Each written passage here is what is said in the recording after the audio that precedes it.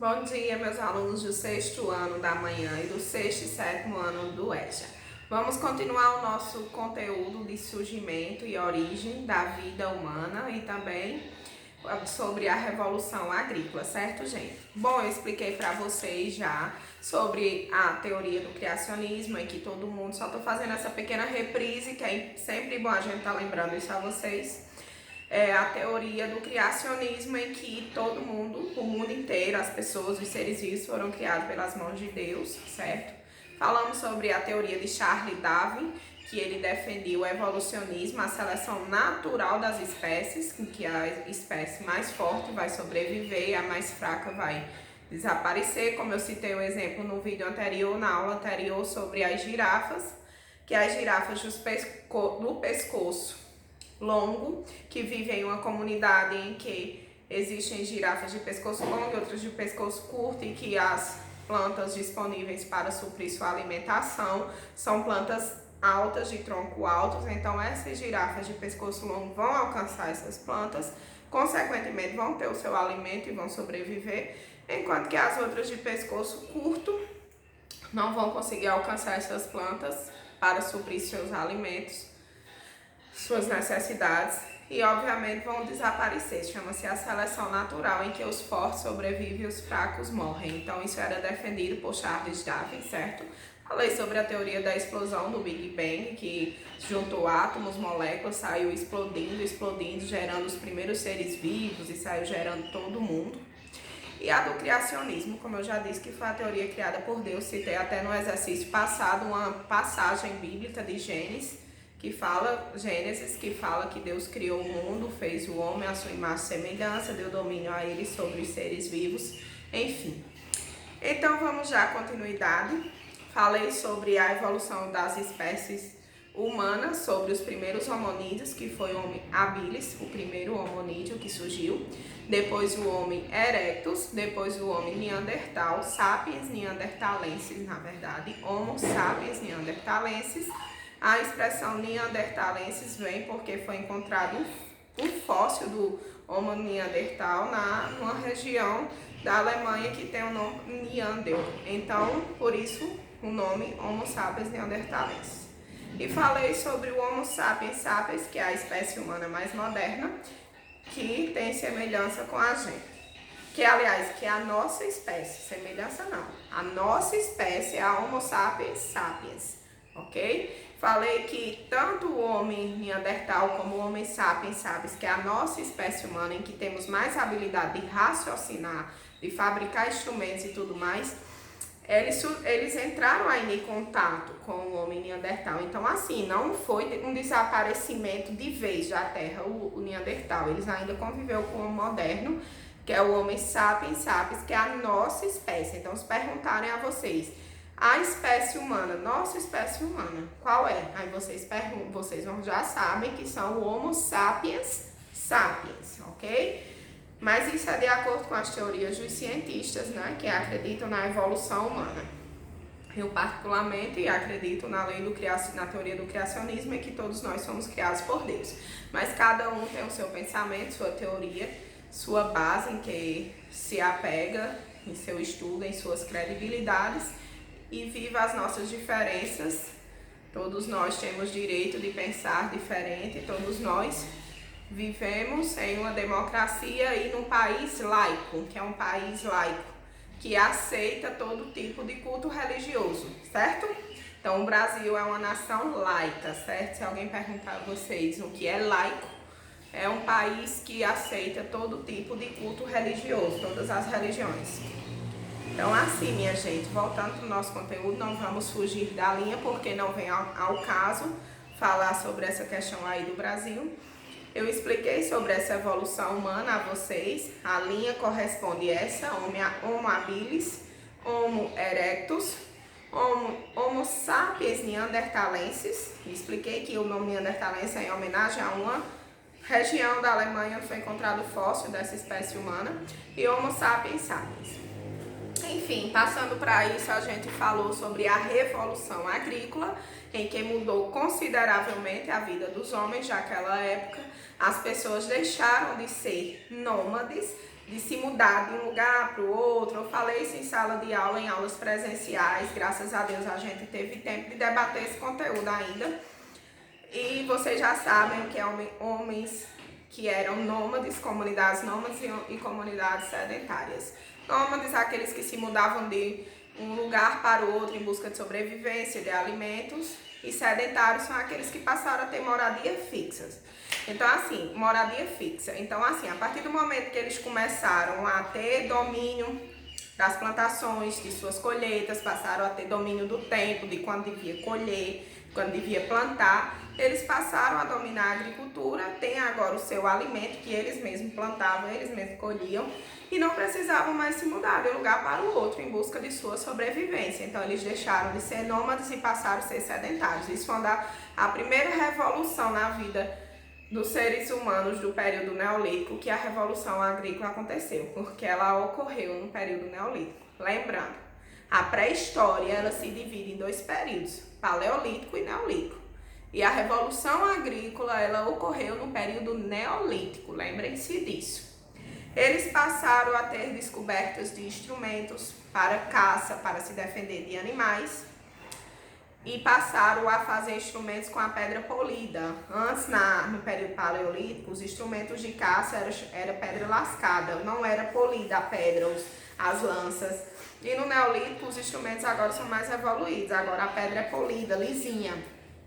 E também teve a difusão da cerâmica, eles passaram a fazer vasos de cerâmicas, recipientes de cerâmica e etc. E o crescimento da população, lembrando-se que eles também, do final do paleolítico para o início do neolítico, eles descobriram o fogo, certo, gente? Eles passaram a descobrir o fogo, também ajudou bastante na sua revolução da vida deles, do cotidiano, porque eles passaram a se aquecer em invernos rigorosos com fritar alimentos e se defender de animais selvagens. E teve o crescimento da população, porque eles agora não estavam morando em digamos assim, estavam em uma moradia fixa, foi formando uma determinada comunidade e foi aumentando a população deles. Então, revisando esse conteúdo, vamos agora falar do tema aldeia-cidade. A partir do momento que eles passaram a ser sedentários, começaram a surgir as aldeias. Como foi que surgiu as aldeias? Eles começaram a produzir alimentos, produtos, mais do que eles precisavam, certo, minha gente? Eram alimentos demais que ele tinha, eram produtos demais que eles possuíam, porque eles agora tinham todo um domínio sobre aquilo. Então, esses alimentos que sobravam, esses produtos que sobravam demais, em grande quantidade, eram chamados de excedentes. Então, foi necessário, a partir do momento que surgiu esses excedentes, foi necessário fazer mais divisões de trabalhos, foi necessário se especializar mais no trabalho. Então, assim, alguns agora estavam responsáveis não só pela agricultura, não só pela caça, não só pela pesca, mas também pela tecelagem, pela fabricação de vasos. Ou seja, surgiu essa ordem. A agricultura passou a ser dominada por eles. Surgiu excedentes de alimentos, ou seja, muitos alimentos ficaram sobrando, muitos produtos ficaram sobrando. Para isso foi necessário ter mais divisão de trabalho. Uns cuidando da agricultura, outro da casa, da criação dos filhos, outros da tecelagem, que fabricavam tecidos, produziam, aliás, tecidos, não é bem uma fábrica não, porque isso aí é bem avançado, é bem lá na frente, não tem nada a ver com esse período. Passaram a produzir tecidos, vasos de cerâmicas, então, obviamente, começou a surgir mais divisão de trabalho, mais especialização de trabalho. Determinada pessoa fica responsável pela agricultura, outra pessoa pela criação, a mulher pela criação dos filhos e produção de alimentos. O homem pela caça, pela pesca, mas já essas outras mulheres pela a produção de tecelagem, essas de cerâmicas. Ou seja, surgiu mais especializações de trabalho, mais divisão de trabalho. E como tinha bastantes nutrientes, bastante alimentos e bastante objetos, eles passaram a fazer trocas. Quem tinha bastante trigo trocava por um exemplo, por um vaso de cerâmica. Quem tinha bastante azeite trocava por um outro vaso de cerâmica, e começou nessas trocas a surgir o comércio. E quando começou a surgir o comércio, começou a surgir a figura do comerciante, certo, minha gente? Então, assim, as aldeias começaram a crescer, porque foi formando comunidades maiores e maiores e começou a surgir aldeias vizinhas. E os chefes das aldeias começaram a disputar entre si, a guerrearem entre si. Então, quem saía vitorioso dominava mais território, dominava mais a aldeia ficava maior. E ele agora começou a fazer o quê? A cobrar impostos, e ele era visto como se fosse um rei naquela aldeia.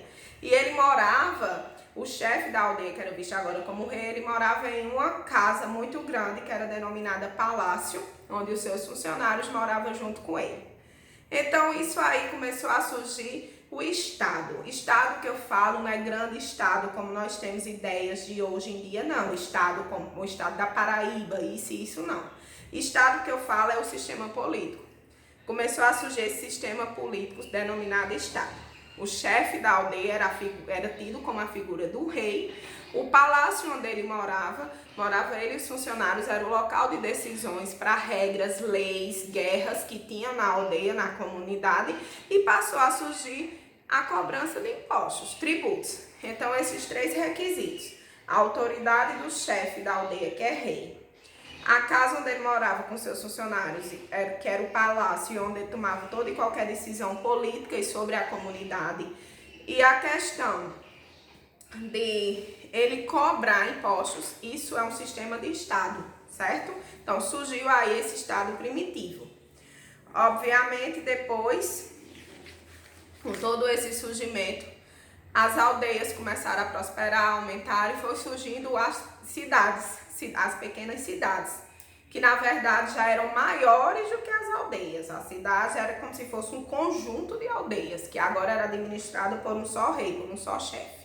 E essas cidades, a diferença dela para uma aldeia era o quê? Que ela tinha maior divisão de trabalho, obviamente tinha mais coisas para se fazer, tinha um comércio regular, que para trocas de mercadorias e compras, as compras deles eram à base da troca, e tinha centralização de poder. O que é a centralização de poder? Tem uma pessoa lá que é tido como uma figura de chefe, de rei, e que domina tudo lá e que manda lá em tudo, determina leis, regras, guerras.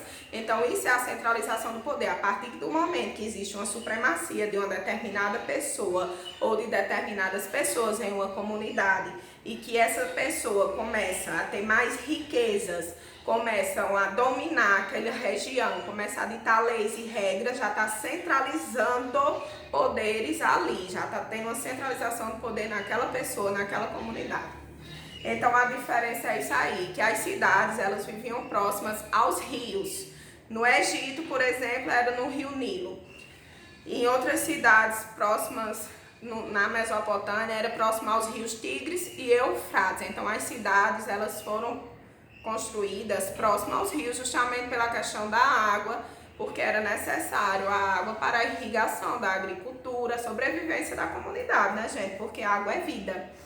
Então, assim, isso ocorreu, toda essa revolução, e também não se iludam, não se enganem, ocorreu também a revolução nos armamentos deles, que antes eram feitos de pedras, eles agora, 5.000 anos antes de Cristo, eles passaram a dominar os metais.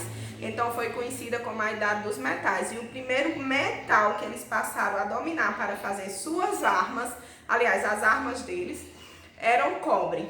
Só que o cobre eles achavam muito fininho, muito maleável, não muito resistente para fazer as armas dele. Não só armas, como também instrumentos para a agricultura. Lembre-se, a idade do metal, dos metais, eles utilizaram o cobre como primeiro metal para fabricar objetos para a agricultura, como enxada, foice, arado, e também os seus instrumentos e também suas armas para instrumentos de guerra. Depois eles começaram a dominar a técnica do bronze.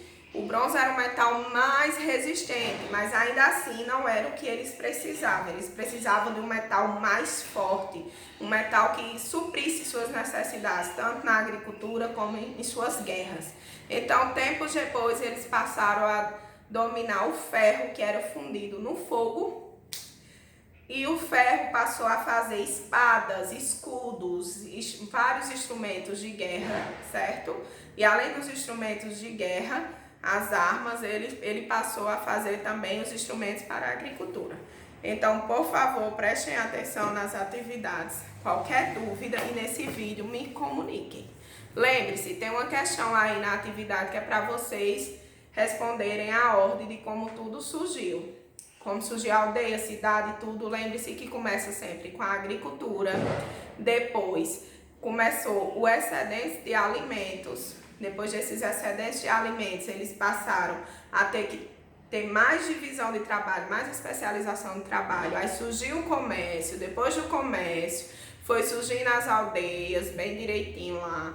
Começou a surgir, aumentar a comunidade, surgir nas aldeias, e depois das aldeias começou a surgir as cidades. Então, minha gente, eu espero que eu tenha esclarecido esse conteúdo para vocês e tenham uma boa semana.